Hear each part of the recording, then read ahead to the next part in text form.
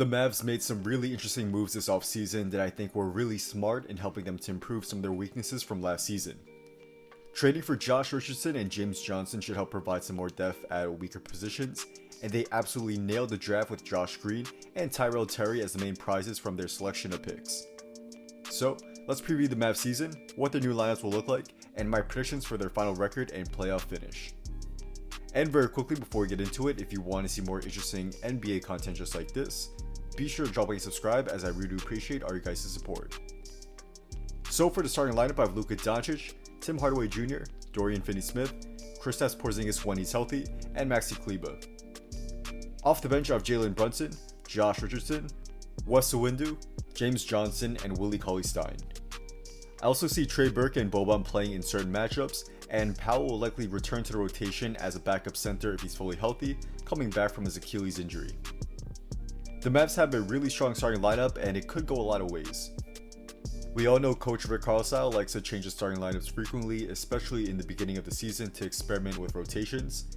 So I could see Richardson potentially starting at shooting guard or Willie Cauley-Stein starting at center, and even Dwight Powell, if he's healthy, given his chemistry with Luka, starting at the 5 as well. On offense, the currently listed starting lineup has a lot of firepower.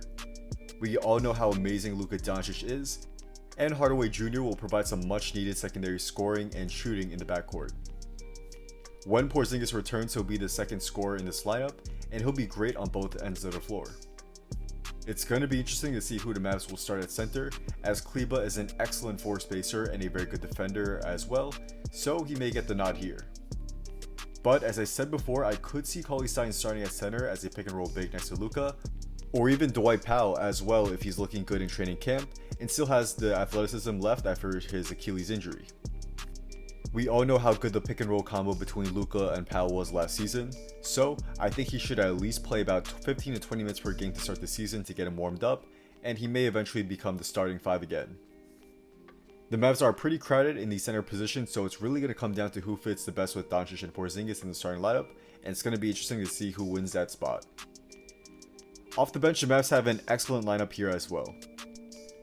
I really like the move to get rid of Wright, as this will free up the backup point guard spot for Brunson. While Wright did play a lot of minutes at the 2, he did see some minutes at the 1 at times as well, and now Brunson should get the full minutes of being the backup point guard. He's one of the most underrated players in the league with his ability to create his own shot, play at a steady tempo, play solid defense, and also playmake for others, and he should be great for the Mavs when Doncic needs a breather. I could also see Richardson starting depending on how things go, but off the bench, he will be terrific as a two-way player who will get a chance to get more scoring opportunities and still likely play crunch time minutes. Another underrated addition was Wes Iwundu, and he's a lengthy wing who is a pretty low usage player but can play solid defense and provide some solid 3-point shooting. I also love James Johnson on the team, and he'll provide the Mavs with some toughness off the bench. So if say someone like Marcus Morris tries to bully Doncic again, you'll know Johnson will back Luka up and take a tech if necessary to shut Morris up. But he provides a lot more than just that, as he's an athletic forward who can shoot and actually do some playmaking as well. He'll provide another level of versatility for the Mavs on both ends of the floor, and he's going to be great as a guy who should fit in well with many lineups. For the Mavs' biggest things they gotta look out for and toughest opponents they may face in the playoffs, well, first they gotta look out for injuries. It's going to be key for Porzingis to stay healthy, and they'll need him to come back strong. He's the key for them to go far in the playoffs, and we'll see if he can finally get a full run in for the postseason. Also, it's going to be interesting to see how the loss of Seth Curry shakes out for the team. He was a huge contributor for them last season and in the playoffs, and I feel like the Mavs could definitely still use a pure shooter for the rotation that they just don't seem to have like Seth anymore. I think mid-season they may make a trade for one, and even picking up someone like Troy Daniels could be useful in certain matchups. Their biggest rivals this season will be the top contenders in the West, which are obviously the Lakers and the Clippers, along with Denver being a pretty big threat as well. However, the Clippers should not be really that scary in the playoffs, especially with how close the Mavs got to beating them without Porzingis and with an injured Luka. But in terms of seeding, I think those will be the only 3 teams that will finish with a better record than the Mavs, as I think the Jazz, Blazers, Rockets, and Suns are all just a step below Dallas at this time. In terms of the Mavs draft picks, I really like their main 2 guys. First, Josh Green is a very athletic forward who can be really good as a 3-and-D type of player within a few years, who will also be really dangerous in transition as well.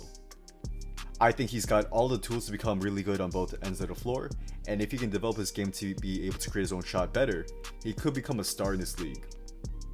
But for now, I think he'll see most of his minutes in the G League, and he'll get a lot of reps and opportunities to practice creating his own shot, and also improve and further expand his game. In the future, however, he's going to be an awesome transition partner with Luka, and a guy who's going to make some plays for some amazing alley-oops on backdoor cuts. But if injuries do occur with the Mavs wings, I could see Josh Green getting some minutes, so we'll see what happens, but I'm expecting Green to play mainly in the G League. The Mavs also got Tyrell Terry for a steal. I thought he was going to go in the late lottery, but the Mavs were able to snag him early in the second round. He's going to be a really interesting and fun project who has a unique skill set that has been compared to Trae Young and Steph Curry, but he's more of a shooter than a passer compared to Trae. I think he's got a lot of potential to become a top shooter in the NBA and a crafty scorer, and we'll see how he'll develop in the G League where he'll get the opportunity to be the main ball handler. Like Josh Green, I do not think he'll see a lot of minutes in the NBA next season, but he may if there's injuries to Doncic or Brunson, so we'll see what happens there. Overall, the Mavs had a very good offseason and should make a lot of noise this season if they can all stay healthy. They made some great additions to help shore up some of their defensive problems, and I think they'll make a big jump this season. I have them finishing as a 4th seed with a 48-24 record, and I think they'll make it into the second round of the playoffs. However, there's a very good chance they could make it even to the Western Conference Finals, as the Clippers didn't get much better, and the same goes for Denver, and I think they have a lot more talent and chemistry compared to every other team in the West besides the Lakers. Also, in terms of individual awards, I do have Luka Doncic finishing in the top 3 of MVP voting, so we'll see if he can end up winning it all. We'll see what happens, but I'm excited to watch the Mavs and see them take the next step forward as a legitimate championship level team, and I do think they have a real chance to win the chip next season. So that's a wrap. Thank you guys all for watching. If you guys did enjoy this video and want to see more daily NBA content just like this, be sure to drop a like and subscribe, and also be sure to turn on post notifications so you can stay updated on when this video will be coming out. Also, be sure to follow me on Instagram and hit me up if you want to talk about basketball or business. Just drop a comment down below my photo or DM me and I'll definitely try to get back to most of you guys there. Drop a comment down below on your predictions for the Mavs next season. How many games do you think they'll win, and do you think they'll make it to the second round, Western Conference Finals, or even the Finals? Let me know as I do real comments. I'm definitely interested to see what you guys have to say here as well. So with all that being said, once again, thank you guys all for watching, and hopefully I'll see you on the next video. Peace.